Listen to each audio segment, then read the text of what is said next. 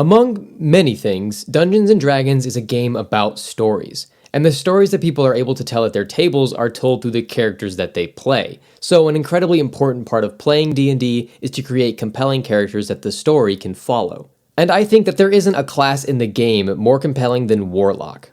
Not that I don't think that you can make a compelling fighter or wizard, and don't worry, everyone thinks that your edgy rogue who was born into royalty but was forced out due to a tragic misunderstanding is still a great character.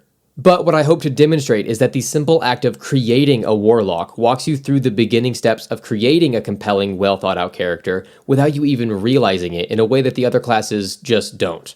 So first, we have to discuss... It's the Dungeon Master's job to provide the world that the party plays in, as well as to create a plot for them to progress through. But the burden of storytelling is not on them alone, as each player needs to bring a character to the table. And those characters need to have personal conflicts that hopefully the DM will work into their larger story. So before a campaign even starts, an interesting character should be able to answer 3 questions.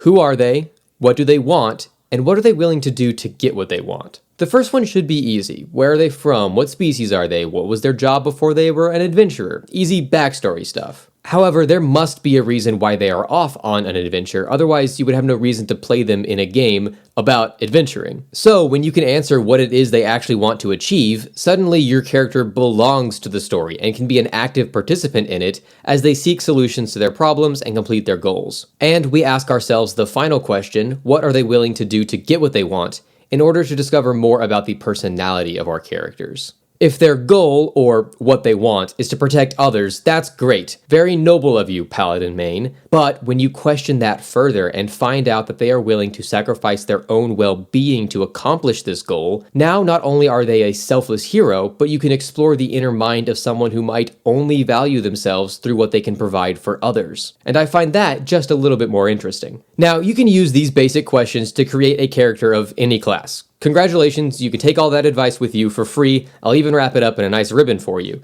Hey, look at that bow, isn't that pretty? So why is this video about warlocks specifically?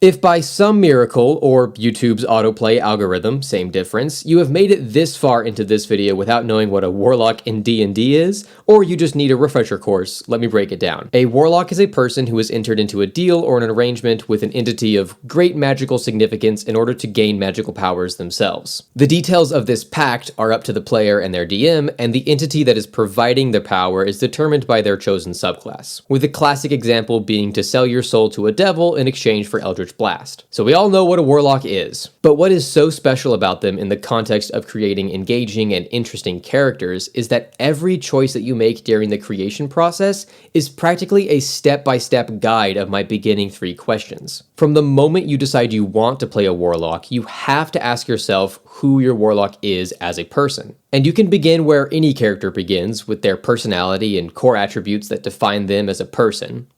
But intrinsically, no matter the type of person that they are, because you are making a warlock who will be entering a pact, that character must have in some way been desperate enough to give up something incredibly valuable, such as their soul, their freedom, or their lucky charms, in order to wield their patron's magic as their own. And as you progress through the first few levels of Warlock, you make plenty of mechanical decisions that determine how your character plays at the table, like their invocations and their subclass, but each and every one of these choices is jam-packed with additional questions about your character. Starting with invocations, and specifically the ones that used to be pact boons. Your Pact of the Blade, Pact of the Chain, and Pact of the Tome, as most warlocks will choose one of these at level 1. These invocations are your patron's side of the contract, even more so than the spells you may end up learning. They're what you are being offered in exchange for making your pact whatever the agreement is. So your choices here are determining what your character is hoping to get out of their agreement with their patron, and that can say a lot about your character and what their goals and desires are. Additionally, their subclass can tell you plenty about the character by showing you who they are desperate enough to turn to for magical powers, or at least who they have access to. And the Warlock class continues to be an infinite well of creative inspiration because their desperation implies that there is something that your character wants but cannot have on their own, so we're already starting to answer the second question, what do they want? To demonstrate, let's walk through 2 examples of characters both willing to enter a Warlock pact, but for 2 completely different reasons. For as long as he can remember, Caden wanted to be a knight.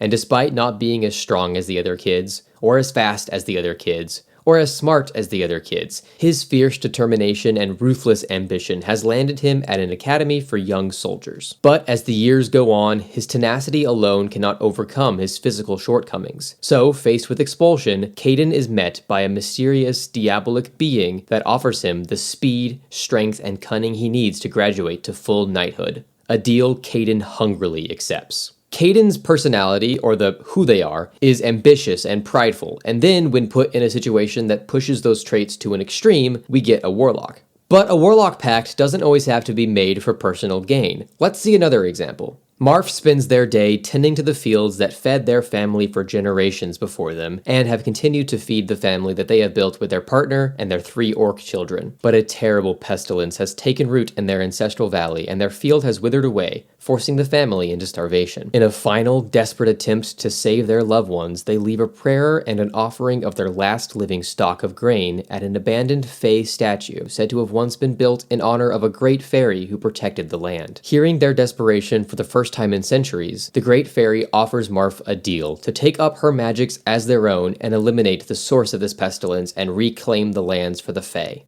See, warlock pacts can be born out of compassion and collaborative partnership with the patron as well.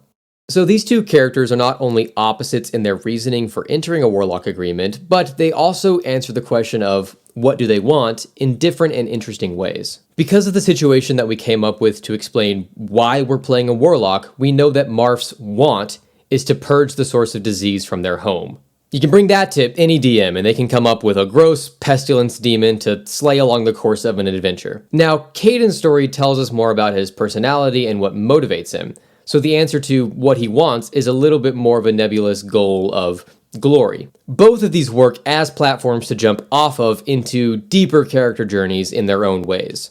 And the reason I think that this is what makes Warlock specifically special in terms of these story decisions that we're making is not that you can't do these with the other classes, but that it happens as you're building the Warlock mechanically because it forces you to ask the deeper questions to justify why they have the features and abilities that they do. Like Caden, for example, if he was a fighter, I could go through the process of selecting fighter, the soldier background, his species, and then his fighter subclass, and then go back and fill in all the details about his ambition and arrogance. But because I wanted to play a Pact of the Blade fiend Warlock, I came to those decisions about his personality almost as byproduct, as justification for those mechanical choices. And as we come to the final question, what are they willing to do to get what they want, we find that we've already started to answer that as well. A warlock has literally already sold their soul or given up whatever it was that their contract demanded of them to get what they wanted once, and that says a lot about who they are as a person. And the amazing part about this question is that you can come to the game table with your answer in mind to inform how your character reacts to challenges at the table. Maybe your warlock is a noble hero, but they've already demonstrated that they're willing to make a poor decision, like making a deal with a literal, actual devil, if they feel like it will help them do more good. And maybe they are forced to sacrifice more and more of their morality as the adventure goes on. Or maybe their story is about living with the regret of their one bad decision, and they do everything that they can with their newfound power to make up for it. I don't know, it's your character, do whatever you want. Again, the interesting part of this is that just by being a warlock, you were forced to think about these things. And finally, your relationship with your patron, while not really represented mechanically, it is still a huge part of your warlock and can add a ton of interesting motivations to your character at the table. Do you resent your patron and spend the campaign trying to break your contract? Does your patron not care about you and you're trying to impress them with your heroic deeds? You might want to talk to your therapist about that one. Do you serve your patron directly, accepting missions and quests as part of the deal of your pact? However, huge caveat here at the end of the video. Just because you make a cool and interesting warlock with a tragic backstory and a patron with a contract that's a mile long to keep you in their services or whatever, this does not mean that the story has to revolve around you and your pact. You are still playing a collaborative storytelling game with other players, including your DM, who might not have a huge place in their story for your warlock bullshit. Your pact and patron should be a collaboration between you and your DM, and it feels good when your DM uses your backstory stuff. But at the end of the day, do not be disappointed if the entire plot doesn't revolve around getting you out of your Faustian bargain. And now I want to take everything that I just discussed to the weirdest extreme and create my very own, very unique Warlock. One of the things that seems to be in common with the classic Warlock patrons is that they are beings of such immense power that they may plausibly have dozens or even hundreds of Warlocks in their fold. So while they might be the most important thing in your Warlock's life, your Warlock is not all that important to their patron beyond what services they provide. So over the years, I've had plenty of ideas of patrons that are on the smaller scale so that they might only have enough power to share with like one Warlock, that being your PC, so that the relationship is much more personal and symbiotic. However, my favorite idea from this line of thinking is a little bit more parasitic. The parasite is an aberration that is entirely alien to the prime material realm. They fell from the stars one day, housed in a chunk of space rock that was their only home for countless eons. When that rock hit the ground, it shattered, sending the parasite hurtling into a cold, mysterious, and alien world. Surviving on instinct alone, the parasite sought warmth, shelter, flesh, and it found it. Dane Cullens was a simple librarian, easygoing and well-mannered. He had just locked up the library for the night and was heading home to see his wife and their cat, Cranberry. Now, he's dead. The parasite had found its home. It burrowed deep into the back of Dane's skull, absorbing its host's memories, personality, and life. As the parasite completed its total assimilation of Dane, they immediately grew remorseful for what they had done. 12 minutes ago, they were no different from a beast acting entirely on instinct, but now they had thoughts and emotions.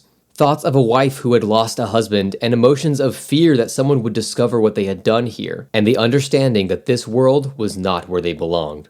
But they can't take it back now, so the internal conflict of the character writes itself. And because they are a being from a different dimension puppeting around a stolen corpse, they have kooky space powers that they bestow on their Warlock. Is this still a Warlock? I don't know. It's not perfectly mapped onto the Warlock's whole deal in exchange for power thing, but it is a relationship between two beings that sees one of the creatures giving power to the other for a cost. It's just that that relationship is entirely one-sided and parasitic, and the cost is the person's life. If I were to play this character, I think they would work great with the undead patron subclass, as you're literally piloting around a corpse.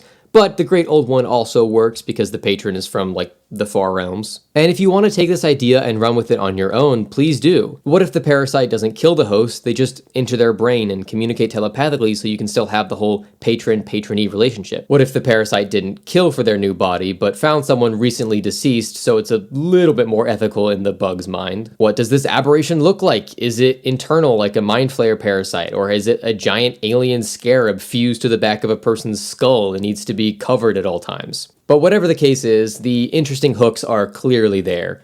Do they try to live as the person that they took over? Do they leave in the dead of night to go find purpose elsewhere? And do they tell their adventuring party right away who they are? Or do they only share their true nature when they feel like they trust their friends not to judge them for the whole, yeah, this guy isn't who I am, I killed him and have been puppeting around his corpse to be friends with you guys thing? Anyways, is this a good time to mention that I've actually never played a Warlock before?